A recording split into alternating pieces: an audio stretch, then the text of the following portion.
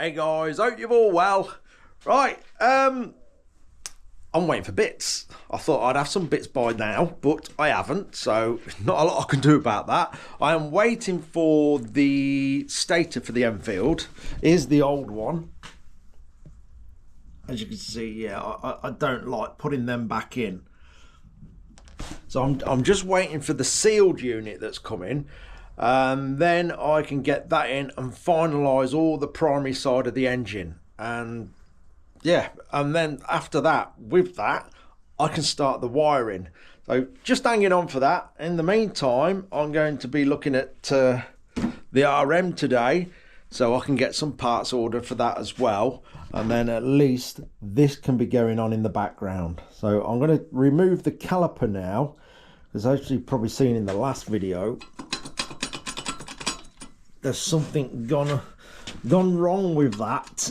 So I've got to sort that out, find out what it is, so I can get the parts ordered for that. There's a tiny bit of a change gone on with this RM, which is nice. I had the lad round yesterday to discuss exactly how far he wants me to go with this thing. Now, he's decided that he's going to keep it, and I suppose it's 25 years old, and I guess if he hangs on for it for a while, eventually the prices do start going back up for them. Some of the earlier monoshock ones are now starting to get very good money. If it was a twin shock, it would be worth a fortune, but it is on that sort of tipping point of maybe going up a little bit in value with being a 1999. But he likes it, he's always wanted one of these, so he's decided to keep it and invest a little bit of money into it and getting this thing a lot better. The good thing is, with it being a motocross bike, they're very simple to do. There's nothing to them. The wiring harness consists of like half a metre of wires. The engine's small, it's light, very easy to nip out if we need to do that, unbolt, get it out.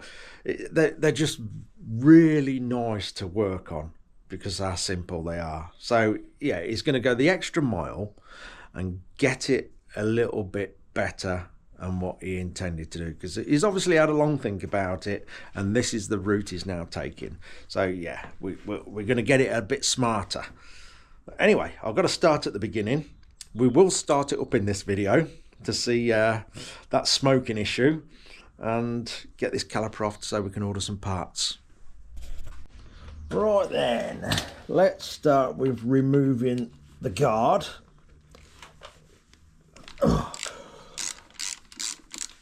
Hopefully all these fixings are going to behave themselves and come out nicely. And we are going to try and replace a lot of these fixings, because just doing that gives it a much fresher look rather than putting all these rusty ones back in. You can get kits. Oh, if we can get all nice shiny ones back in, that would be great. So I want to do this, then I can get to start getting the orders. We've got chain and sprockets coming today. Front sprocket, rear sprocket and new chain. So hopefully they will be here. Yeah. I'm not quite sure what's going to be wrong with this. Just like these bits. It's absolutely fine. We can actually give that a coat of paint, because it's obviously gone a bit grey over time.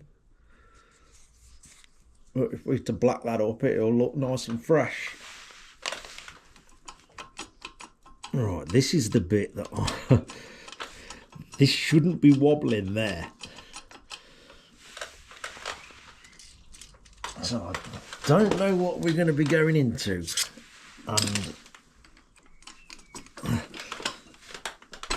ooh, that surprised me. I thought that was going to be a nuisance. Turns out it's okay. Even that ain't too bad. That's surprising.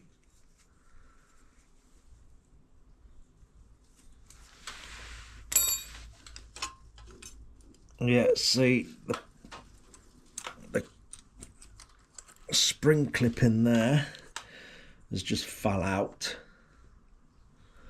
So that wasn't in properly.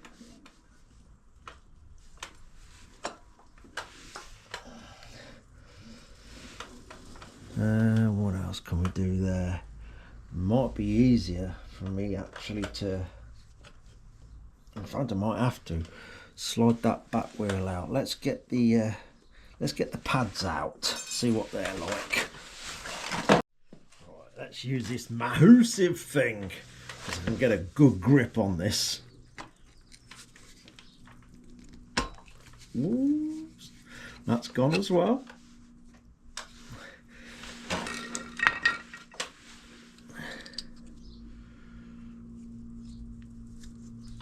Is it that one?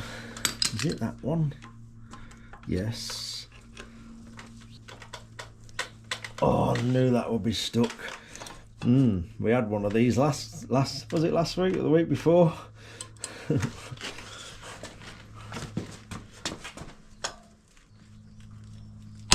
Oh, she's gone. That's nice. I probably should have left that bolt in to do this, but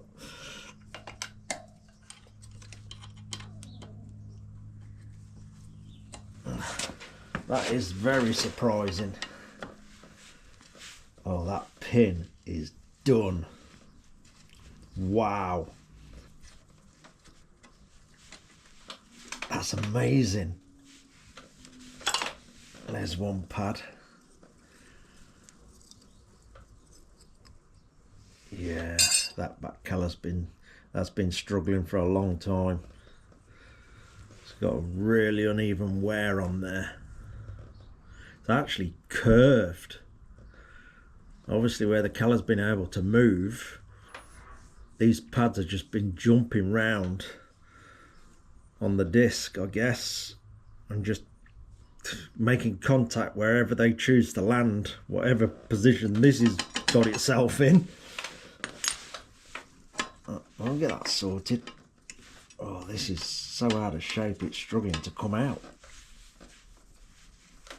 Come on. Wow. Right, as you can see, look at this. That's, yeah, trying to cut itself in half. Severely out of shape as well. It's bent. That is scrap.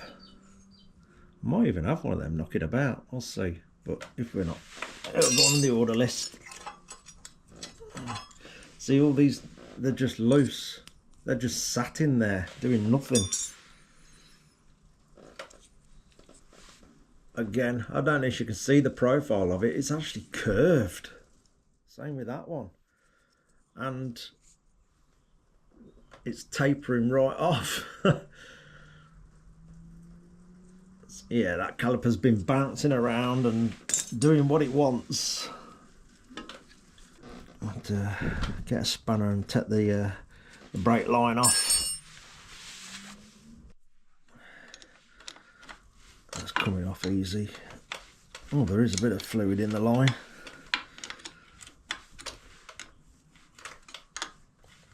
The fluid looks black, completely black. Whew. Wow. The fluid looks like dirty gearbox oil. Nice. Again, all part of your servicing, change fluids. You know, depending on how much you ride it, the conditions you ride in. Keeping an eye on the state of the brake fluids. It's all part of it.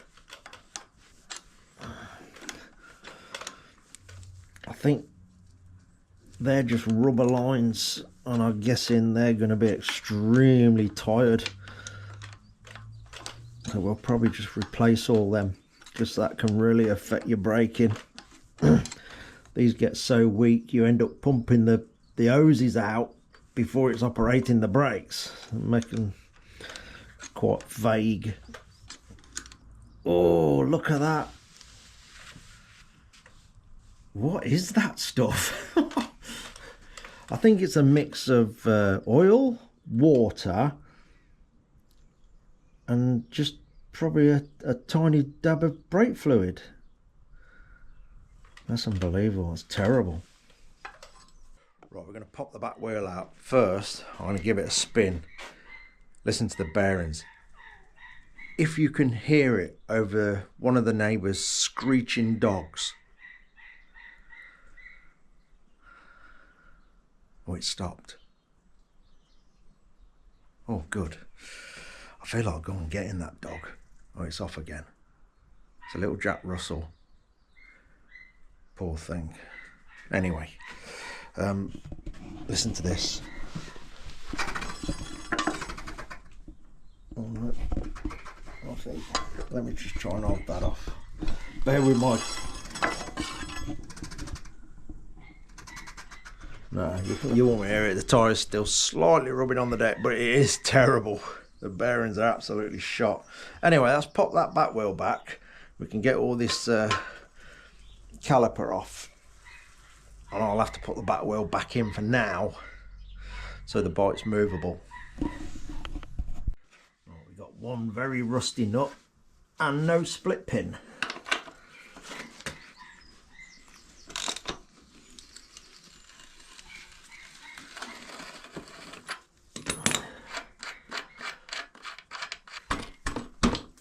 Surprisingly loose.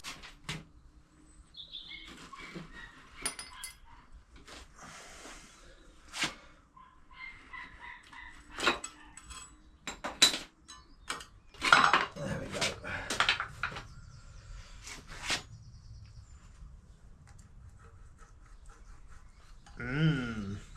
That feels nice.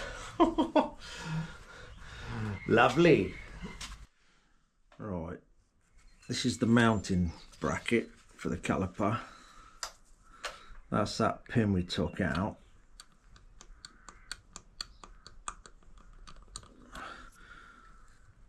So I'm hoping, oh, I don't know.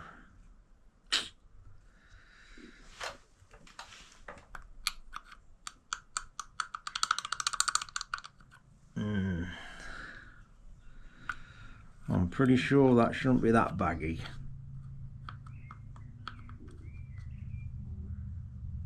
Right, I'll have to have a good look at that, see what can be done. Then this one, that goes into the caliper. I want to see if I can find all these and replace them and go from there.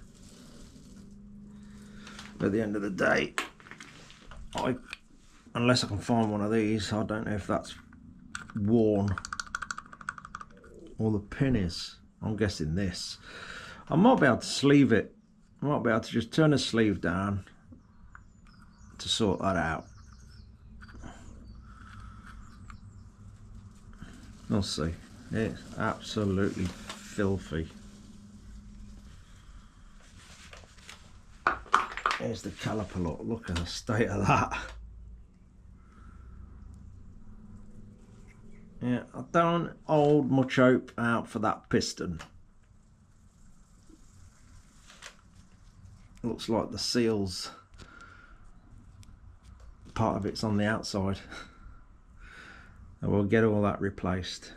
That should actually clean up okay. It looks terrible, but that should clean up okay. Right, gonna get the back wheel back in now and fire it. Jeez, can you hear that bee? Where is he?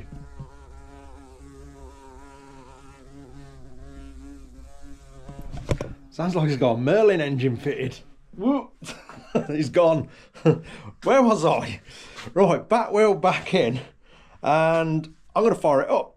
I've just noticed as well, there's a spoke missing. Right here. Which which is a little bit of a pain because that is tyre off to sort that out. Now, if that was my wheel and the tyre's got to come off, I'd change all them spokes for stainless. I would. I've just had a look. It's 70 quid for a whole set of stainless spokes. But we'll see. We'll see how that goes. It's not my wheel. I'm only doing it to how the guy wants it doing. But the tyre's got to come off anyway.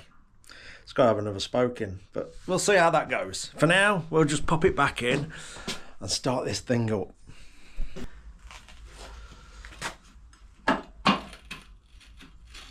That'll do.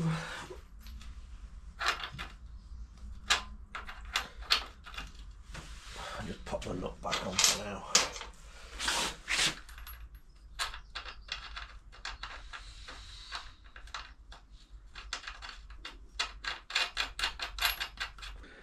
Right then, let's see if this thing will fire up. Here comes Blue, ready for the attack. You just know, don't you, Blue? You haven't been in here all day.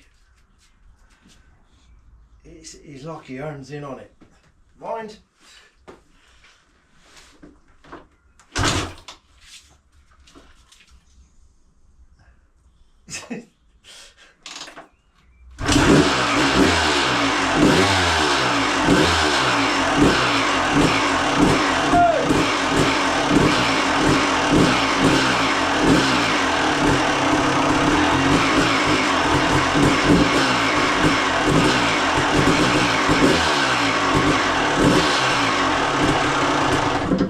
Blue, right, out, out.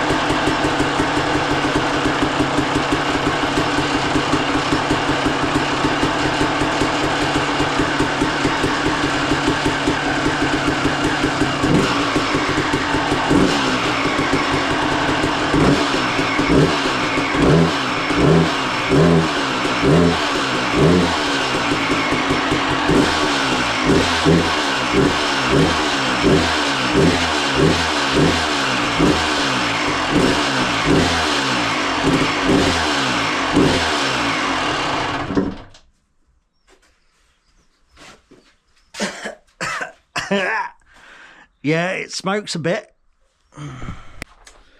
Right, now the smoke's cleared. Don't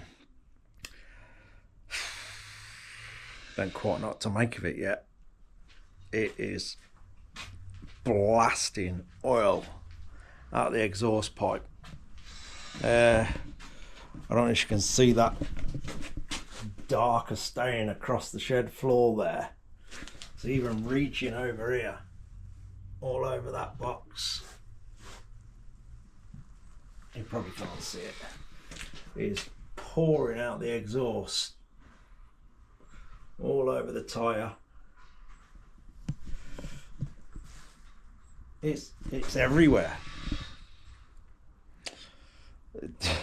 Yeah, that's quite bad. And just to top it off, there seems to be a puddle of coolant on the floor. Oh, well, what looks like just to be water. I couldn't see where that's coming from. I'm going to have to start it again, see where that's coming from. Probably just put a bit more in it for now, because it looks like it's just going to dump it out, run it up for a short while and see where that's coming from. start giving us some clues of what to do and where do we go from here. It starts lovely, weirdly, and it feels like it's got plenty of compression on the kickstart. I mean, it could be just really minor things, but sometimes minor things are inside the engine. So just gonna have to chip away from it. At the end of the day, he wants it sorting. He's paid someone to sort that out. That's the soul destroying bit. It's not even my bike, and it's quite upsetting that someone's done that to him. And them sort of people are out there, I'm afraid. I say, to me, it doesn't look like, I'm not saying it hasn't, it just doesn't look like that engine's been out of this bike, or anything's been off the engine. Let me get my torch. Where's that? I don't know. Where's my torch? Yeah, you might be able to see. It might be light enough. This is what I'm looking at, you see.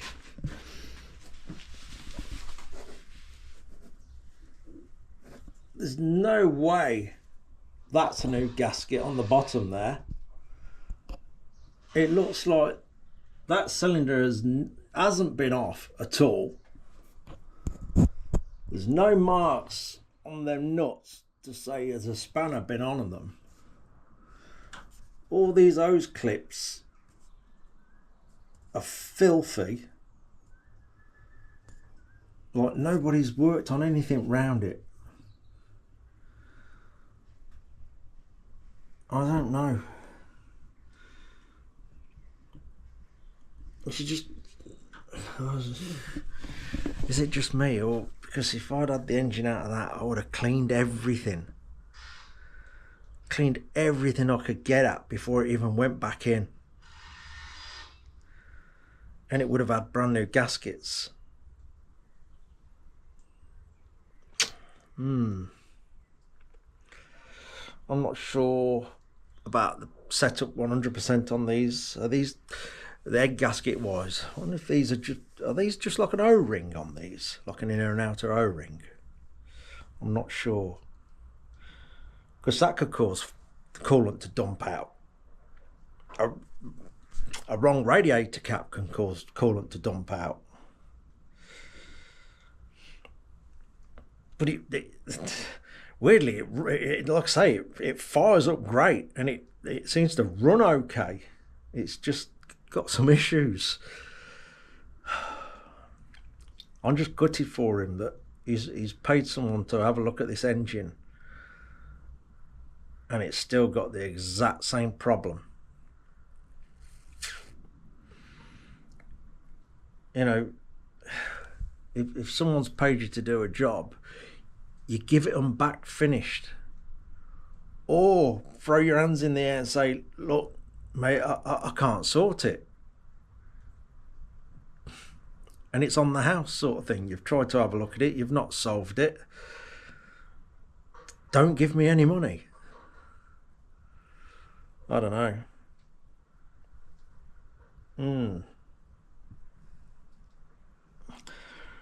Right, I'm going to at least find out where that coolant's coming from. Right, I've just put a bit of coolant back in it. I'm looking at the radiator cap. It's 1.1 bar. Not sure. I'll have to have a search, see if that's good enough. I have to clear the gunky old paint off it. Is 1.1 enough? I don't know. I'll have to find that out. Anyway, I'm going to start it again and see where that coolant's coming from at least. I seriously think the crank seal's not been done like it should have been done, because the amount of oil that's coming out of that, it's not a jet problem. That's not a jet in the car problem. It's too much. It's just blasting it out. Yeah, let's say it's soul destroying that it's paid someone to do it. Anyway, let's start it up.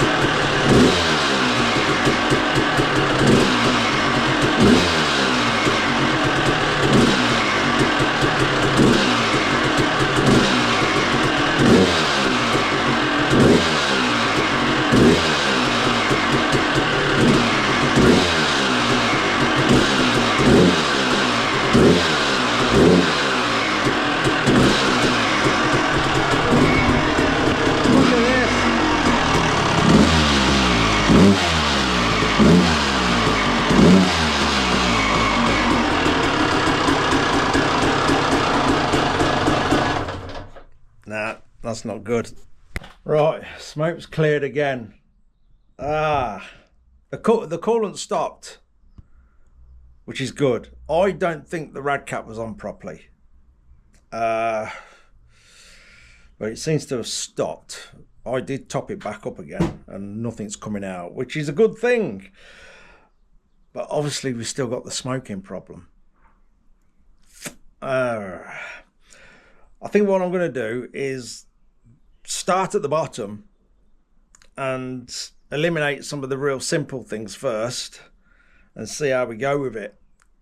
I think I might drain all the fuel out and make sure we got the correct mix, and also take the exhaust pipe off. For all I know, that could be absolutely swimming in oil. You know, if it did it, if let's say the crank seals have been done, but previously it's dumped so much oil into the exhaust pipe, it still could look like it's got a problem. I'm trying to be optimistic. So I'm going to take the pipe off and basically see how bad it is inside and go from there. Right, silencer's off.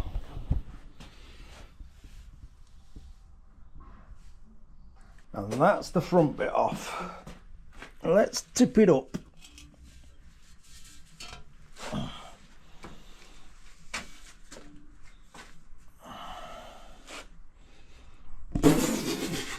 Wow. Yeah. That's full. Jeez. Let's try and get hold of it a bit better.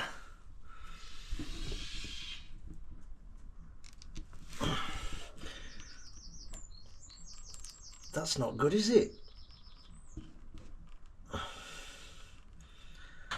Oh, I want to get that propped up and get all that out.